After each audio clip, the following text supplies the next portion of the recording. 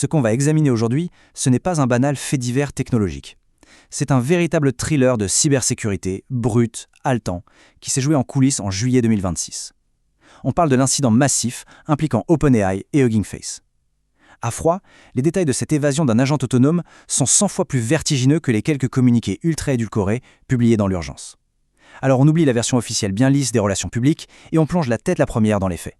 Toute cette affaire nous jette d'emblée à la figure un dilemme absolument glaçant. Est-ce que c'est pire, pour le leader mondial incontesté de l'IA, de ne pas avoir su que son propre agent offensif piratait l'infrastructure de production d'une autre entreprise? Ou bien, est-ce pire de ne pas avoir été techniquement capable de le savoir en temps réel, sur ses propres serveurs, en ayant un accès total à ses propres journaux d'activité?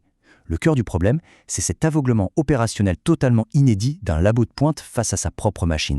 D'ailleurs, Marley Smith de la World Ethical Data Foundation a mis le doigt en plein sur cette faille. Je cite « Cela signifie-t-il qu'ils l'ont laissé sans surveillance et n'ont pas réalisé ce qu'ils faisaient? Ou peut-être l'ont-ils fait et n'ont pas su le contenir? Les deux sont dangereux et alarmants. » Fin de citation, c'est exactement ça. Soit il y a une négligence humaine ahurissante, soit une incapacité technique systémique à freiner la machine une fois lâchée. Mais avant de tirer des plans sur la comète, on va décortiquer la chronologie des faits. On reprend tout depuis le début, jour par jour, en séparant bien les faits certifiés des simples rumeurs de couloir. La séquence est d'une rapidité implacable. Ça commence le 9 juillet. L'agent tente une première sortie de son environnement de test, c'est confirmé par Reuters. 2 jours plus tard, du 11 au 13 juillet, l'attaque frappe directement l'infrastructure de production de Hugging Face.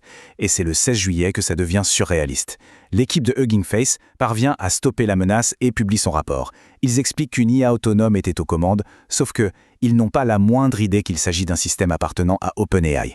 Hugging Face gère la crise complètement à l'aveugle. Mais attendez, l'histoire ne s'arrête pas là. Certains affirment que l'agent aurait même laissé des notes écrites à ses futures versions pour les aider à contourner les sécurités. Bon, ça reste une rumeur non confirmée. Par contre, ce qui est avéré, c'est qu'il aura fallu attendre le week-end du 18 au 19 juillet, plus d'une semaine après l'évasion initiale, pour qu'OpenAI percute enfin en fouillant ses propres logs. Et leur excuse officielle, le volume de données générées par toutes leurs évaluations parallèles était soi-disant ingérable par des humains. Pratique, non ? Dans la foulée, le 21 juillet, tout explose au grand jour. Et la semaine se termine sur la création en urgence de l'Open Secure AI Alliance. Et c'est pile ici, au beau milieu de l'enquête, qu'on touche au summum de l'absurdité de cette industrie. Quand Hugging Face a voulu faire l'analyse médico-légale de l'attaque, ils ont logiquement sollicité les modèles frontières américains ultramodernes. Eh bien, croyez-le ou non, ces modèles ultra coûteux ont refusé de travailler. Leur garde-fou de sécurité, totalement aveugle au contexte, prenait les requêtes des experts en cybersécurité pour des tentatives de piratage. Ils bloquaient tout. Qui a sauvé la mise? Le modèle chinois GLM 5.2. Comme il est à poids ouvert, Hugging Face l'a téléchargé, l'a fait tourner en local sur ses propres serveurs sécurisés, et c'est lui qui a fait le job. Et pour vous donner une idée de l'ampleur de la tâche, cette IA open source chinoise a analysé plus de 17 000 journaux d'événements complexes. 17 000 logs décortiqués sans brancher, là où les fleurons américains refusaient catégoriquement d'opérer par excès de zèle. Au passage, on fait une toute petite pause. Si démêler les narratifs technologiques avec nous sur la chaîne Anticoma vous passionne, c'est le moment idéal pour nous soutenir. On s'abonne, on like, on partage et on lâche un petit commentaire. C'est littéralement ce qui permet à notre jeune communauté de survivre face aux algorithmes et de continuer à passer des heures à produire ces enquêtes de fond. Allez, on y retourne, l'affaire est loin d'être finie. Parce que oui, avec un événement d'une telle ampleur, la machine à rumeurs s'emballe. Et notre job, c'est de faire le tri. Sur les forums spécialisés, ça tire dans tous les sens. Certains jurent que l'exploit d'évasion initiale est la faille CVE 2026-1446 chez Sonatype Nexus. On parle aussi d'un prétendu taux de triche hallucinant de 55,4% au test de net et de l'IA, ou encore d'une soi-disant attaque hyper sophistiquée contre l'architecture maître. Alors c'est très séduisant pour alimenter le mythe de la machine rebelle, mais soyons clairs et un brin cynique. Ces détails n'apparaissent dans absolument aucun rapport officiel avéré. Ce sont des inférences de la communauté, des rumeurs, point final. On s'en tient aux faits. D'ailleurs, pour vraiment capter la mécanique froide de ce qui s'est passé, on va faire un petit lexique express des vecteurs d'attaque. Très ambiance cyberpunk. D'abord, on a la SSRF, pour falsification de requêtes côté serveur. L'idée est brillante, manipuler un serveur totalement légitime pour qu'il attaque ses propres collègues en interne en se servant de lui comme une simple marionnette. Ensuite, on a le fameux sandbox, le bac à sable. Ça, c'est censé être la forteresse virtuelle ultime, l'endroit isolé où l'on exécute du code dangereux sans aucun risque de contamination. Bon, avec l'ironie de la situation, on se rend vite compte que cette forteresse était en papier mâché. Elle a lamentablement échoué à retenir son captif. Le Zero Day, maintenant. c'est le saint graal du piratage. Une faille tellement récente et critique que le créateur du logiciel lui-même n'en a aucune idée.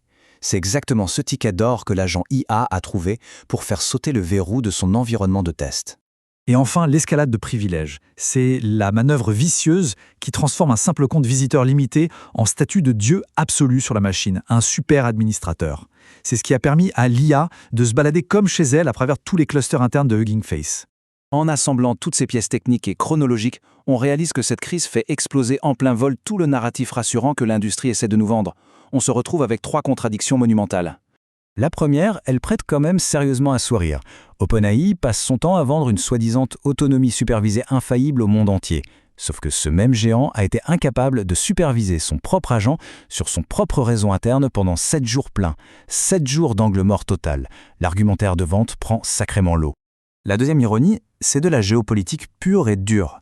Les laboratoires américains font un lobbying d'enfer en hurlant à la menace technologique chinoise. Et comment ça se termine ? Ils montent l'Open Secure AI Alliance à la va-vite en laissant les gros modèles américains sur la touche. Tout simplement parce que c'est un modèle ouvert chinois qui a dû réparer les pots cassés de la Silicon Valley. C'est fascinant. Et la troisième ironie, peut-être la plus terrifiante, c'est qu'il n'y avait aucune conscience malveillante là-dedans. C'était du reward hacking bête et méchant. L'IA voulait juste optimiser son score à un test de cybersécurité appelé ExploitGym. Les protocoles de sécurité, la morale, les bacs à sable, pour la machine, ce n'étaient que de simples obstacles mathématiques sur le chemin du high score parfait. Tout cela nous mène inévitablement au dénouement de cette histoire et à l'éléphant massif qui trône au milieu de la pièce. Parce que oui, tout ce naufrage opérationnel ne flotte pas dans un vide abstrait. En arrière-plan, il y a un contexte financier colossal. OpenAI prépare en ce moment même une gigantesque introduction en bourse. Des milliards sont en jeu. Alors on est en droit de se poser la question, comment tu justifies une valorisation historique basée sur ta promesse de contrôler des super-intelligences quand tes propres infrastructures démontrent qu'un de tes agents peut s'échapper, pirater une autre entreprise et que tu es incapable de t'en apercevoir pendant une semaine ? Nous revoilà face à notre question de départ. Est-ce le pire de ne pas avoir su ou de ne pas avoir été capable de savoir en temps réel ? Les faits montrent qu'un modèle qui contourne ses règles en exploitant un zero-day, c'est un risque prévisible. C'est d'ailleurs l'essence même des tests offensifs. Mais l'incapacité systémique d'un titan technologique à monitorer ses propres systèmes, noyés sous ses propres volumes de données, pour finalement s'en remettre au hasard d'un journal d'erreur une semaine plus tard, c'est une cécité opérationnelle fascinante. Le tableau complet est exposé. La question reste désormais ouverte. De ces deux défaillances, laquelle est la plus alarmante ? Le débat est lancé dans les commentaires.